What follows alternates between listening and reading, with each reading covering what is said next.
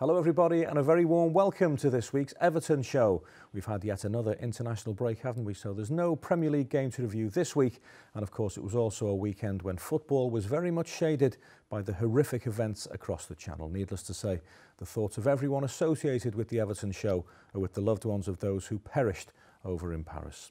Ian Snowden is alongside me this week. Snods, I thought those lads done a terrific job. Football can be such a comfort and such support at difficult times. And for them to put on a decent game of football was terrific. It was absolute tragic what's happened over in Paris, and I think football united this particular evening.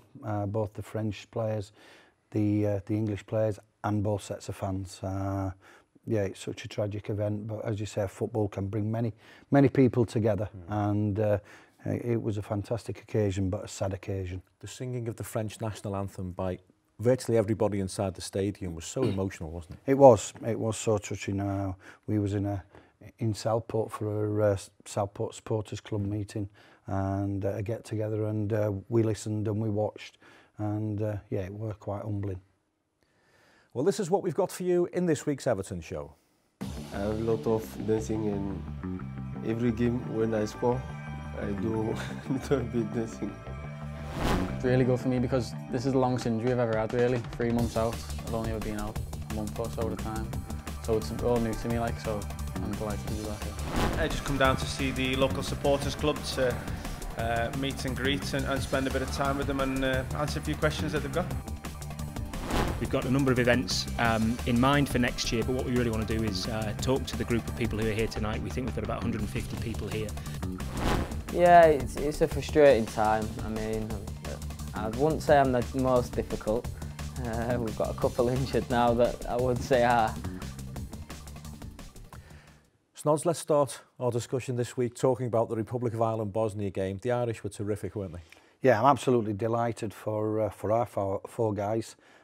Aidan, Darren Gibson, Seamus Coleman, and finally James McCarthy. Brilliant for them.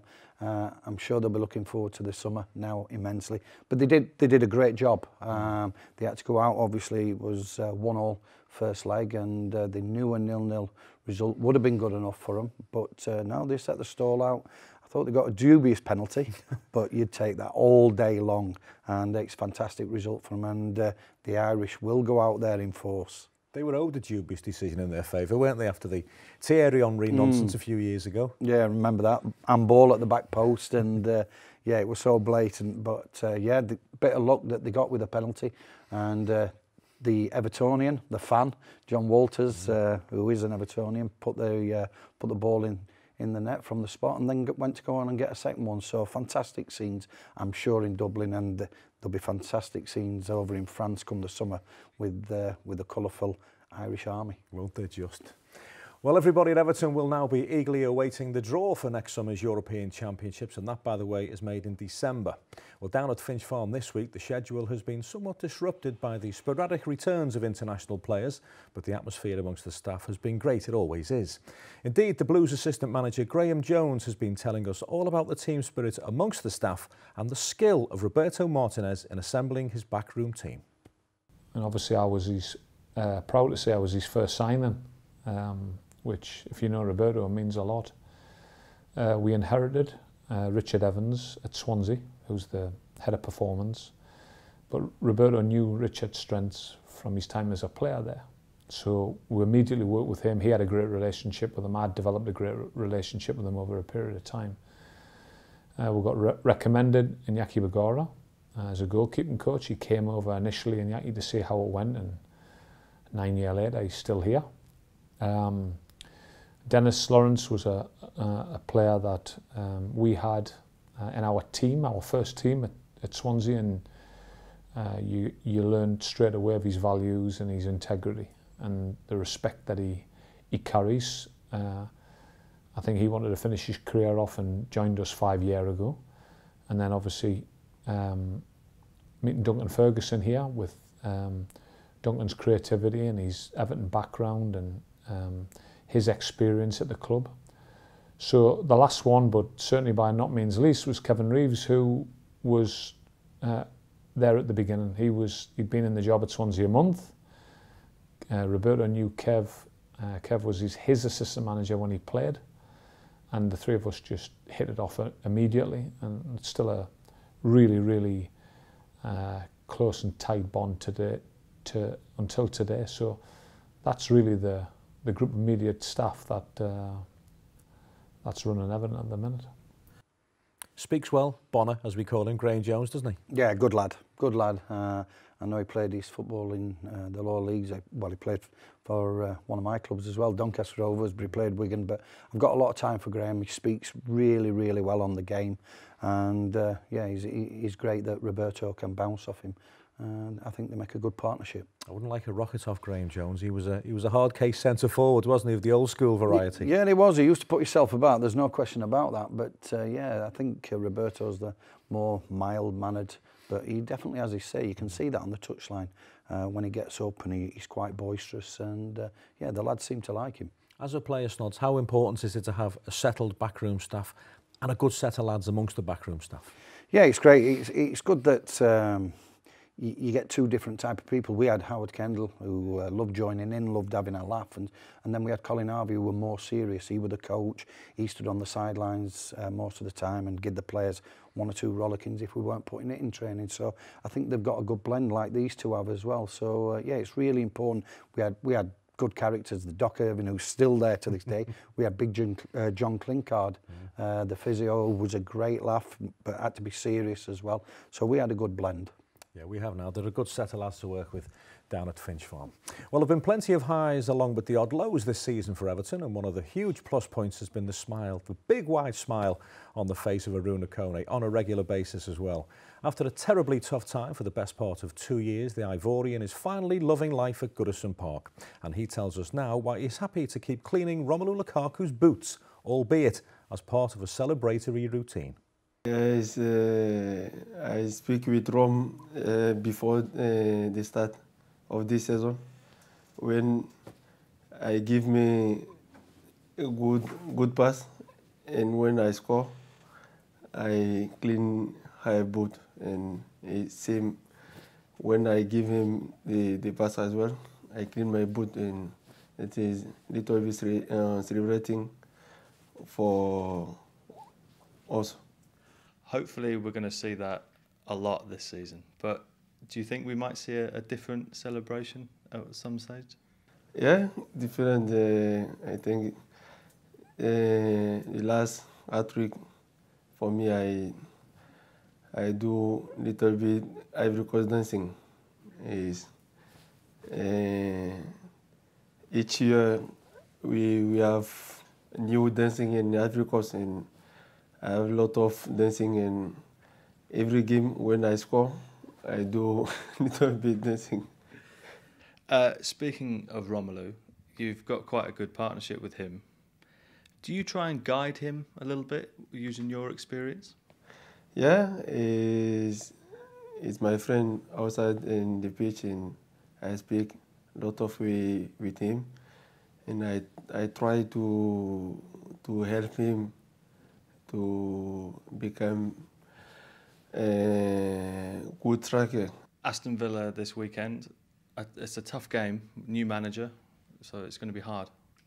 Yeah, I look for the last game against City. Aston Villa play very well, and I think Aston Villa come here with more. I think we try to win the game, because now Everton start a good moment. We got the draw against West Ham, and now we have to win this game to take the 3 points. It will be better for us. Snods, thanks to this fella here with a big smile on his face, and of course Big Rom, we look as if we've got goals in us every game. Yeah, it is. It's important that you've got goals from different areas of the pitch. But I think since Aruna's come into the team, I think Rom looks stronger because he's further up the pitch. We've got goals in Aruna, we've got Romelu up front, we've got Jerry Delafeu who can score goals, and we've also got Ross Barkley breaking from midfield. So we've got plenty of goals in us, and even lads that are not getting game time at the minute have got goals in them. Little Ozzy, Kevin Morales and Stephen Naismith. So we've got bundles of goals in us.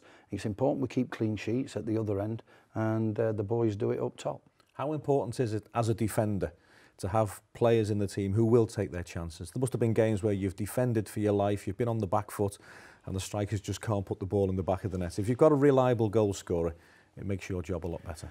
I've been in many games like that, to be quite honest. Yeah, it's difficult when you are playing against decent sides, especially away from home, when they're always attacking you. You're defending, as you said, for your lives. You're trying to keep a clean sheet, and you're doing your job. And then one or two chances appear now and again at the other end, and they miss them.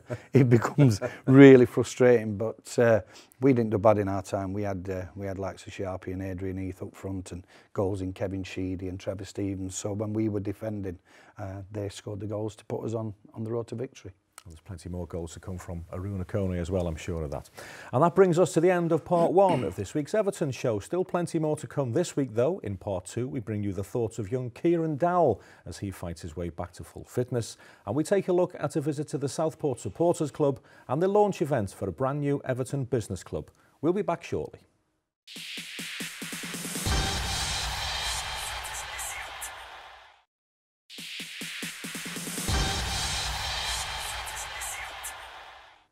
Welcome back to part two of this week's Everton Show. Well, teenager Kieran Dowell was one of a number of young players who were offered an opportunity to impress Roberto during the summer, and Kieran certainly took his with both hands. He particularly stood out to me in the two-match tour of Scotland. All seemed rosy in Kieran's garden, but an ankle ligament injury stopped him in his tracks. He's back to full fitness now, though, and he's desperately keen to make up for lost time. Yeah, it's really good for me because this is the longest injury I've ever had, really. 3 months out. I've only ever been out a month or so at a time. So it's all new to me, like, so I'm delighted to be back here. This has obviously been a difficult time. How's the rehabilitation gone? I've tried to turn it into a positive, like, because with me building that, I've tried to go in the gym, get a lot bigger, and also study the game as well while I've been out. So I've used my time well, to be fair. A great way to return this weekend with a goal. Yeah, I was happy with that, yeah. Good win for the side, keep the 18s streak going. I've had a shot, it's been blocked, and then it's come back to me from the right. I've come inside and curled on into the top corner. So happy with that. We talked about the disappointment of the injury, but particularly given how involved you were with the first team in pre-season, how tough was that? Yeah, that was the biggest thing, really. I was with the training with the team and that, and just a really unfortunate time for me, full fitness, stuff like that.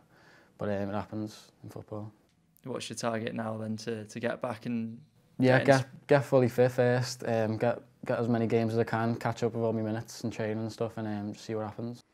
Snods, there's never a good time for a player to get injured, but young Kieran was doing so well pre-season, wasn't he? He certainly was. He's a good talent, good player. I know Joe Royal really fancied him before his injury. I'm sure he still does because, all right, it's been an ankle injury. I'm sure he's 100% right now. He'll have the right medical service off our staff. So I'm looking forward to seeing him back in play, back in contention, and back on the pitch. Kieran had to make sure, and I'm sure, as you say, got the right advice, that he didn't rush things because he'd made an impression in the summer, desperately keen to build on that. But you can't be rushed back. You can't come back as a young player until you're 100% ready. Yeah, and I think a lot of credit now goes to the medical staff because they won't rush you back. They don't need to, Daz. We've got big squads at every level, so you're not forced to rush back. Whereas in our day, when you were injured, probably played 80%, 90% fit because the squads weren't that big, so they wanted you back. But nowadays they don't. He'll have had the right. He'll have the right service. He will be 100% fit when he gets back on that pitch again. He was doing his rehab alongside a few others, one of which was Leighton Baines. That must help him along because you know as well as anybody, when you're doing your rehab on your own, it's soul destroying, it must be. Yeah, it is difficult. And if you've got one or two pros around you, especially experienced pros like Leighton, who's been injured, he'll be able to learn off his professionalism. He really will. The way he conducts himself, the way he trains, the way he rehabilitates himself, which Leighton's worked tirelessly hard to get back to fitness, and it'll have rubbed off on Kieran. He'll have gone in and have been determined as well to get fit, and it's great that you have got 3 or 4 injured. It's not great, 3 or 4 injuries, believe me, but it's great for you personally when you're not training on your own. You've got 3 or 4 people around you. You can bounce off each other and have a laugh and take your mind off your injury now and again. How tough is it to do it on your own? Yeah, it is. I went through a long time. Just me and Les Elm, the old physio, and Les had a bit of banter about him, so we used to give each other a bit of stick. But it is quite difficult when you're on your own. You're away from your teammates. They're going out having a bit of banter on the training pitch. You're stuck in that treatment room. There's nothing worse. It's mentally difficult, isn't it, as well as physically difficult. Well, fan engagement is always very high on the list of priorities at Everton Football Club. The relationship we have with our affiliated supporters clubs is something we're extremely proud of. Our philosophy is a simple one. You come to see us every week, so we'll come and see you when we can. The latest visit took us up the coast to see the Southport Supporters Club, and another good night was had by all. I just come down to see the local supporters club to meet and greet and spend a bit of time with them and answer a few questions that they've got. It shows the togetherness of the club and the idea of keeping us all together as a club, but it also gives the fans a chance to voice any opinions or even concerns they might have. Yeah, it's a very good night. All the questions we were asking were answered as far as we were concerned in the correct manner. It's brilliant. We've had 4 of these over the last few years, and they've all been fully subscribed. Couldn't get any more people in tonight. So it's been a great night. Enjoyed every minute of it. We're making a conscious effort this year to get out and see as many supporters branches as we possibly can. We've seen Croston, we've seen the lads down in London before the West Ham game. We've been here tonight at Southport as well, and it'll be one of many that we'll be seeing over the course of the season. You know, if there's any Australians or people in Dubai and America, just give us a shout. We'll be out. That looked another good night, Snods. Yeah, it was. Ozzy were in great form as well. I know he was about 2 or 3 minutes late, and Christine, one of the girls from Everton, texted him, "How far you're away?" And Ozzy, as Ozzy does, said, "Oh, I thought it was tomorrow." So she were panicking like hell, but when he eventually come in, he were great. He were in great form, signed everything, had pictures took, interacted, which you expect Ozzy to do anyway. But and then me and Diamond did Richard Kenyon did the last half an hour, 45 minutes. It went very well, and it was great to get out there to see the supporters, and they do appreciate it. What I like about these supporter club visits, any fan visits that we have, we were in London, of course, a couple of weeks ago. The queue for autographs and photographs with yourself and Diamond is every bit as big as the queue for the current players. They just don't forget our fans, do they? No, they don't, and it's quite nice when we are signing things that people still appreciate the ex-players. It is fantastic, but I'm afraid it's all about the current players, and it's fantastic for the first team lads to come along and just give a little bit of time up for them supporters who travel up and down the country to cheer them on and to watch them. What you get now more and more with yourself and Diamond is, can you sign this for my mum? Yeah, granny with me.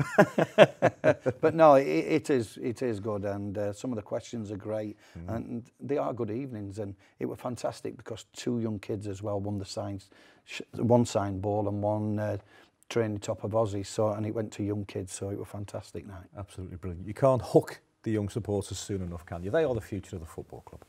Well, on the same night that Snods, Diamond and Ozzy were enjoying the excellent company of the Southport Supporters Club, I was at the Hilton Hotel in Liverpool alongside Roberto Martinez and Robert Elston, exalted company for sure, and all to help launch a new club initiative. We call it the Everton Business Club.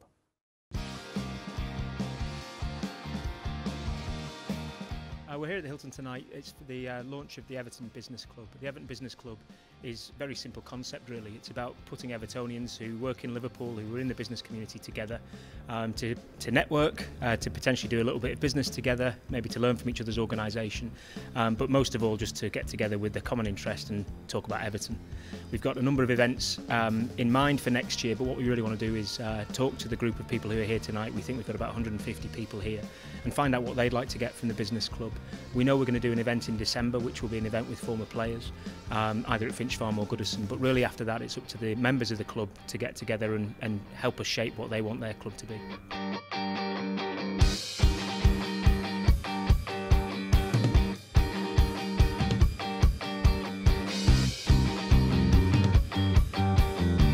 We've had two interesting discussions and a bit of a Q&A with Robert, the Chief Executive, and Roberto, obviously the manager, and I think they shared some good insights into the club and their philosophies, and I think the group here really enjoyed it and hopefully got a lot from it, and the first of many good club meetings, I'm sure. Quite an enjoyable evening? Very good. Good company. I thought the Chief Executive and the manager were very good, if not inspirational. I think that to link in with the business community is long overdue. So it's been a real insight into the football world in terms of a business perspective, and great to meet fellow Evertonians in business.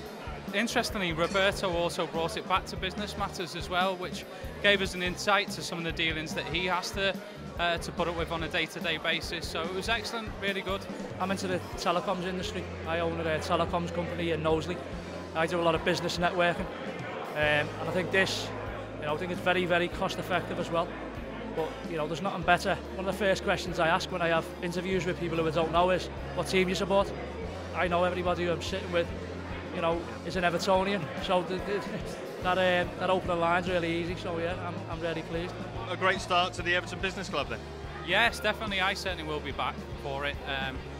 We've got some really good contacts this evening and networked. It's been excellent. I think that sums us up as a football club, Snods. On the same night that we've got people up the coast in Southport integrating with the Southport Supporters Club, we've got a meeting in the city centre with the business community. You have to embrace everybody, and we do. We certainly do, and it was great to see Roberto there, the Chief Exec, Robert Elston, his Deputy Chief Exec, Denise were there, and Richard Kenyon actually went to the Hilton and then shot straight over to Southport. So it does, we try and see everybody we possibly can, and football is a business, Daz, but it's also a sport that everybody enjoys the game worldwide, and I think we've got it right on both accounts. Roberto, during that business club meeting, mentioned the business side of football management. Is that what put you off? Yeah, I got into management all lower down at Doncaster Rovers, but there's still a business element to that. And I used to love the players going out. I made sure that they went out in the community and visited schools, hospitals, etc., just as we do. But the business side of it, I didn't really understand. I was only 34 myself when I got the job, so it was hard to understand. But I do understand now all about it. It's a different world, though, isn't it? Managing Doncaster Rovers, with all due respect, and managing in the Premier League. No, without a doubt. The pressure on the manager for a start, but you've got pressure at every level, whether it's Doncaster or whether it's Everton, but obviously financially and everything like that, business-wise, Everton is a massive, massive club. You speak about finances in football and players' wages. I love it when people ask yourself and Sharpie and Diamond and Pat Van den Houwer, what have you, would you have your time over again with all these riches? And you all say, no, you wouldn't. No, I wouldn't. Yeah, the financial side would be nice, but I enjoyed my time. I'm sure all the boys I played with during football have enjoyed themselves, so no, not for me. You can't put a price on memories like that, can you? No. Well, that's about it. That's half time in this week's Everton Show. After a short break, we'll bring you our big interview. And this week, we speak to a man who made a terrific early impression on the Evertonians and now has to do it all again after an injury layoff. Don't miss Tom Cleverley, coming up in part 3.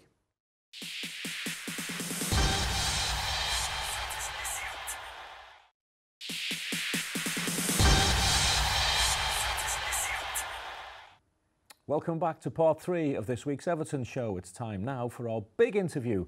And this week we speak to a man who joined us in the summer and was really making his mark as we made a solid start to the season. Sadly though, for Tom Cleverley, that promising beginning to his Everton career was stalled by an ankle injury that he picked up at Tottenham at the end of August. It's been a tough road back for Tom, but he's now looking forward to making a contribution to the rest of the campaign. I don't think any player ever wants to get injured, but just when you're settling in at a new club, and finding your feet pretty fast, which I thought it was, it's even a bit more frustrating. I went through the same when I broke into the first team at United. I got quite a serious injury then. So you just got to back yourself to come back from it, work as hard as ever, and hopefully when I do come back into the team, it feels like I've never been away. Were you pleased with how quickly you settled? Yeah, I always think I can improve, but I thought the first five games I started every game, and yeah, things were going well. We got some good results in some tough games, but since I've been out the side, the team have been doing fantastic as well. we've had some very difficult fixtures, and hopefully now we can go unbeaten the last 2 games and go on a bit of a run from now on in. You battled your way back from the first injury on the bench for the Arsenal game, then missed the last 3 games. What happened there? Yeah, I think whenever you have a long-term injury, you're always susceptible to a couple of hiccups. So I had just a little hiccup on one training session with my groin, but that's you've just got to expect that. It's hard coming back from a long layoff, but no, I feel as fit as ever now, and I'm raring to go. That's good. Training all been going well so far? Yeah, I think the international breaks are definitely periods where you can really get full fitness, match fitness, and we've been training hard, and yeah, I feel fully fit and excited to get back into what's an exciting period for the club. What would it mean to you then to make you come back at last this weekend against one of your former teams as well? Yeah, it'd be fantastic. I mean, back at Goodison, it's a good opportunity for us to get 3 points against one of my previous clubs. It'd be special for me, but I think the main thing is the team performance, and we get 3 points. What sort of injured player are you? Have players come in and talk about being a pain in the backside to the medical team? Some climbing the wall, some kind of just take it all in their stride. How are you when you're in there? Yeah, it's a frustrating time. I mean, I wouldn't say I'm the most difficult. We've got a couple injured now that I would say are, but no, I think you've got to use it as a time to improve other areas. So you do a lot of strength work and maybe watch videos and things like that. So you've got to improve other areas. You can't see it as a time off. Obviously, you've got a lot of time to fill when you are out injured as well. What do you like to do away from the training ground when you're chilling out and having to fill those hours? Yeah, well, with injuries, you can't play golf or things like that. So your family's important to you at that time. Your wife and kids, they see you through, take your mind off not being able to play. And yeah, so it's been a difficult couple of months, but I've got the right people around me, and I'm at the right club to get me back where I want to be. You mentioned Villa before, playing against them at one of your former teams. What are your memories of your time there? Fun time at Villa Park? Definitely, yeah. I've got a lot of good memories from that club, getting to the cup final. Staying up was a massive achievement last year, looking at our position at Christmas. So yeah, I look back at Villa and I think achievement rather than disappointment, so it was a good time. It's been all changed since you were there, even in such a short space of time. Do you feel sorry for Tim Sherwood?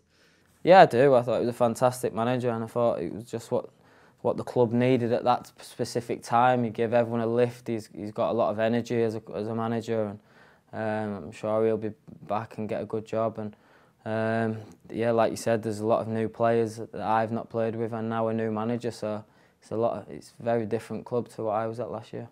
Yeah, a lot of new faces, as you say, and there's young lads as well, though, like Grealish and Akora. Do you feel like Remy Gard's got a lot to work with there? Definitely, Jack Grealish's got fantastic ability. He's a good lad as well. He might get the wrong perception at times, but he's a good lad. He wants to do well as a player. And yeah, Kieran Clark, Ashley Westwood, there's some really good players there, so there's some threats that we need to take care of. They seem to have a lot of pace in the side, and I'm sure the new manager will have them more organised than ever, so they'll be difficult to break down. Of course, one of the highlights, I guess, of your time there was scoring against Everton. Do you get much stick in the dressing room for that one? Expect to get some stick this week, maybe? No. I mean, I was just doing my job on that day, and obviously I was doing my best to impress people, and hopefully I can get another goal in that fixture, but for Everton this time. I'm sure the fans would love to see that. Obviously, last game at home, 6-2 win over Sunderland. Do you feel there's going to be like an expectation now to go on and build on that victory at Goodison?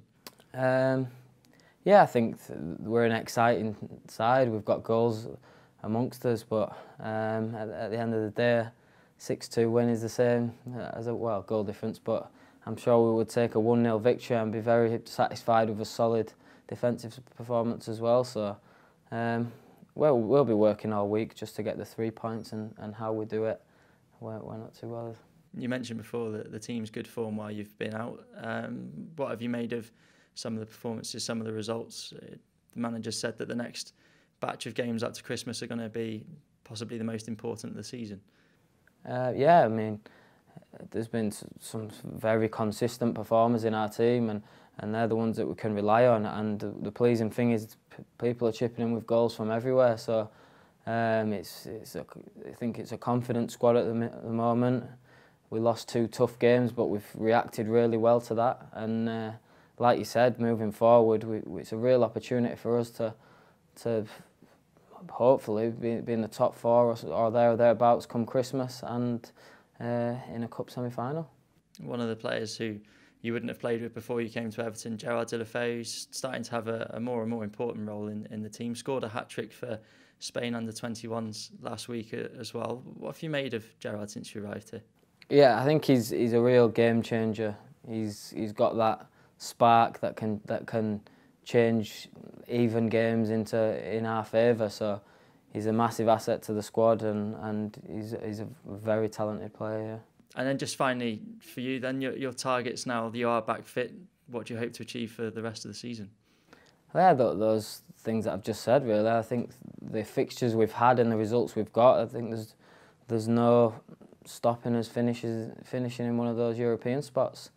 Obviously targets change throughout the season, but I think that's realistic for us at this point. And I said at the start of the season when I first come, it's a club that and a set of fans that deserve cup runs, and we're in the quarter-final now. Hopefully we can get through to the semi-final, and having had a cup final last year, I know what lift it can give to a club, so that's really important for me and for the other players that we really do try and get to Wembley.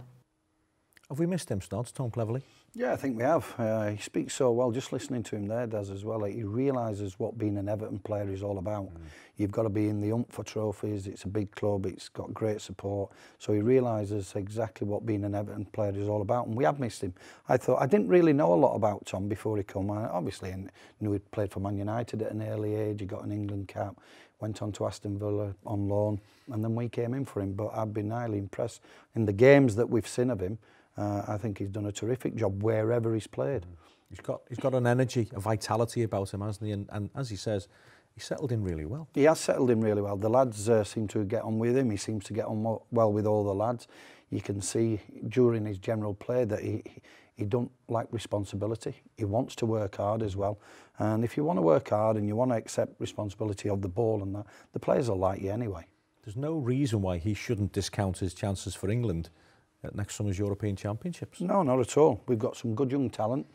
Showed against France the other day. We've got some young lads that are coming on really, really well, both at international level and especially our boys at club level. But no, there's no reason why. Tom's still only a young lad, and he will improve over the next couple of seasons as well. So he'll be aiming for a Euro place if his performances are good when he does get back. He said it's important to settle in quickly, and he obviously came here to Everton wanting to impress his teammates early doors.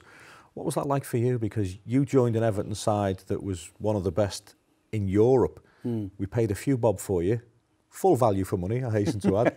But it must have been difficult for you because you needed to hit the ground running, didn't you? You had no choice.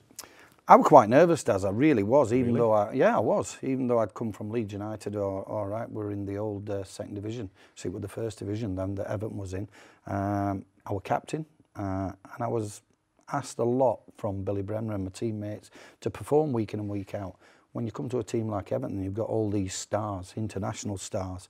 I was quite nervous. And I remember the first morning we were doing corners 4, and Howard sent me out to take a couple of corners, and he said, whip him into the near post for the flick on, and then a couple of lads will attack it from... I couldn't even get off the floor. The first 2 corner kicks, I swear, they didn't even leave the ground, and Adrian, he shouted to Howard, how much have we paid for him?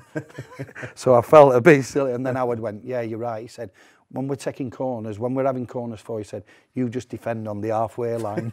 Use your pace to defend. Did the big price tag play on your mind, Snods? Not really. Not really. I think being wanted by both Liverpool and Everton played on my mind more than the fee, to be quite honest, because there were two massive clubs. There were no question about it. Probably the best two clubs in Europe, as you say, at the time. But no, I knew what I would join in. I knew I would join in a fantastic club, fantastic players, and I just wanted to impress. But unfortunately, I'd say first 12 months, I didn't really impress. And they weren't just great players, they were strong characters. Oh, they'd let you know if you weren't doing the business, they'd let you know. Well, that brings part 3 of this week's show to a conclusion. After the break, we'll be looking ahead to the Premier League game with Aston Villa on Saturday. We'll get Kevin Sheedy's take on the Irish qualification for Euro 2016. And Leon Osman shares a bit of his frustration, so don't go away.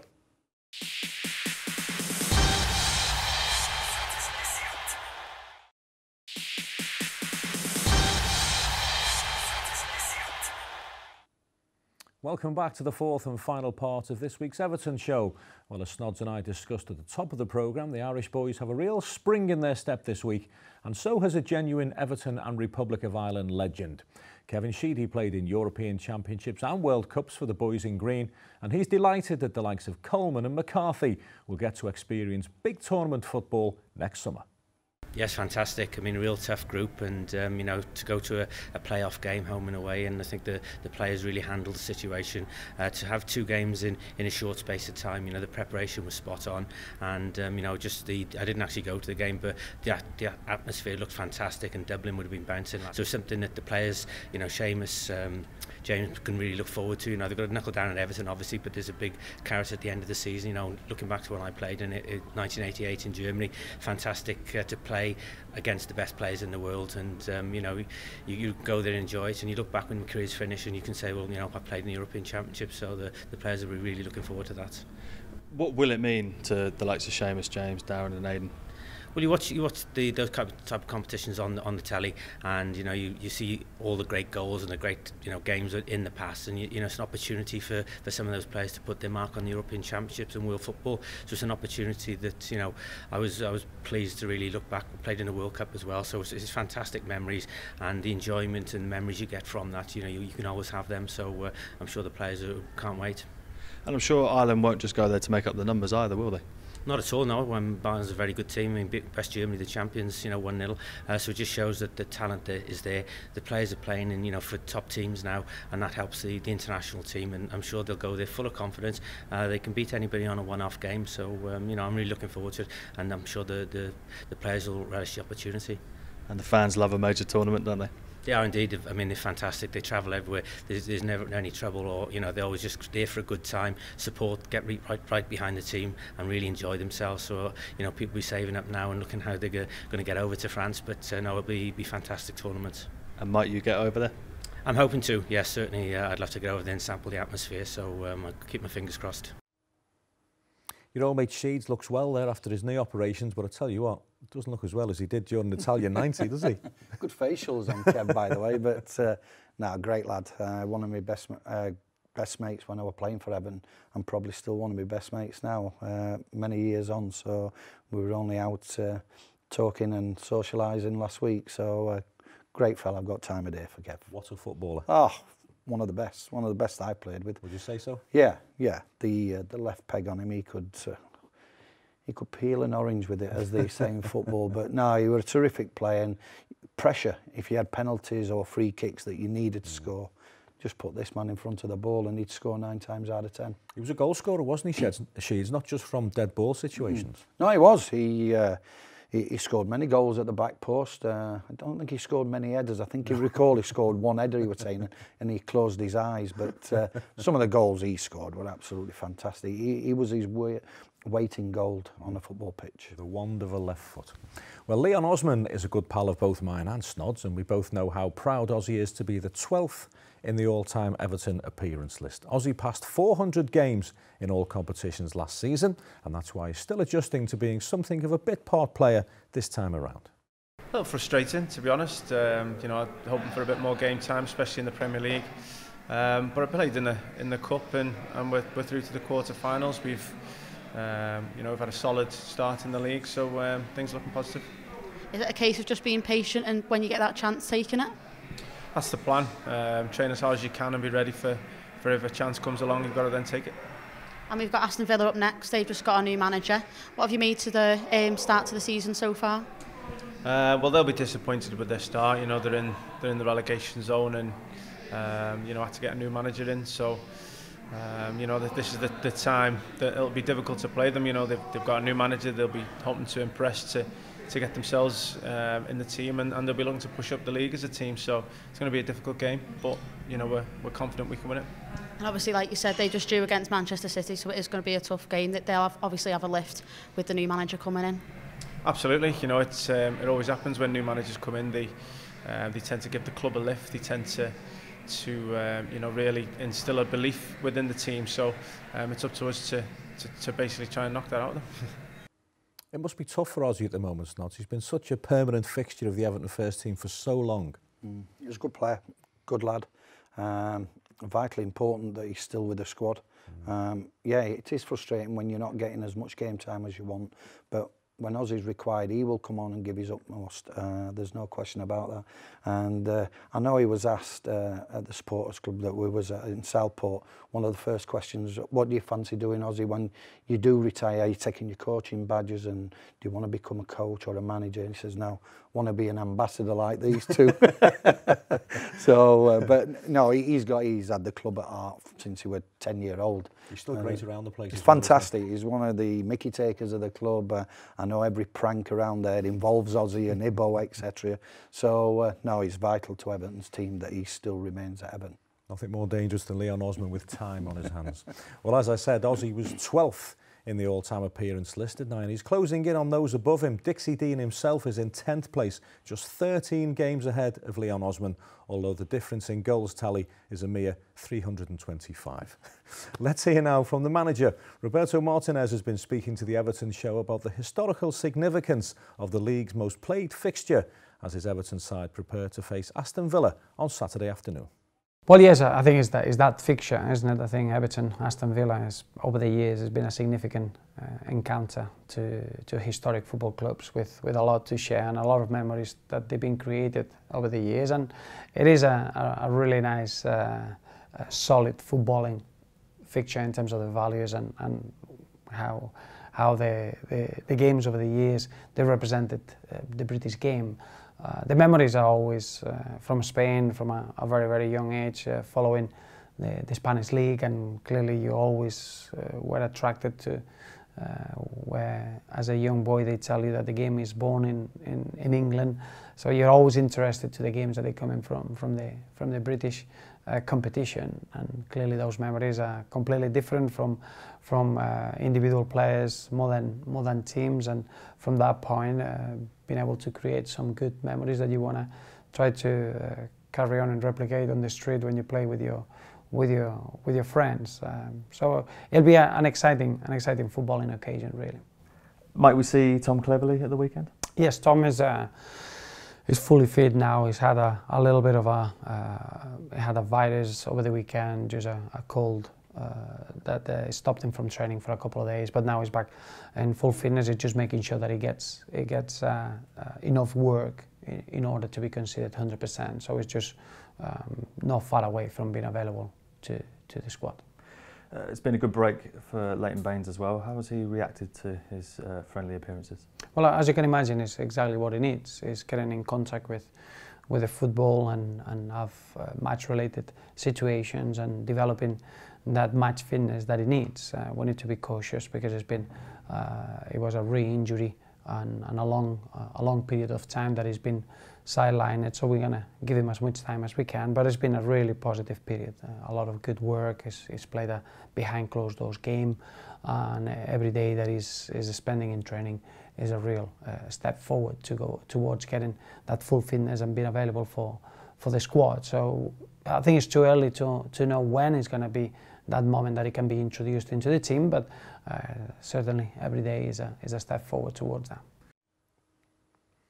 Snods, Everton Aston Villa is Retro Day on Saturday. We've got the retro programme that features your good self. And what about this? A magazine from 1987. A rake like Ian Snowden looking ahead to the Merseyside derby. We're banging form, says Snods. And we were banging form, weren't we? We were, all them years ago. And I looked about 5 stone lighter, I think, as well, to be honest. Had the had the long hair and the muzzy, as we can see from the picture. Not a bad-looking kid in them days, was it? That's a decent picture. I tell you what, you're in good company there, aren't you? Lionsy, Sharpie, Reedy, Rats. Fantastic, great company. Proud to be on that board. But as you said, we had a terrific team as well, and some great players on there. It'll be a fun day, retro day. It always is. But there's a serious business, and Evertonians will expect 3 points on Saturday. Yeah, and rightly so. There's no easy games. We know that in the Premier League. We got a little scare with Sunderland when they got back to 2-2. But Aston Villa, yeah, they've got a new manager, but I don't believe it should make all that much difference. He's been there only probably 10 days, 12 days or so. I look at their team on paper, and I look at our team, and I know on paper it counts for nothing. But Goodison Park, 3 o'clock on a Saturday afternoon, I expect Everton to take 3 points against Aston Villa. We'll have to work hard, and we'll have to be composed as well. And patient. Patience the word, because it could be difficult. They could sit back, and it could be quite hard. But I expect us to get 3 points either way on Saturday. You always do, don't you? Yeah. And that wraps up another Everton show. The countdown to the most played fixture in English top-flight football is well and truly on. Saturday's meeting will be the 201st top division clash between Everton and Aston Villa. A terrific stat that speaks volumes for the consistency of both clubs over the years. My thanks to Snods for his input this week, and to you all for watching. We hope you've enjoyed it, and if you have, join us again next week, same time, same place.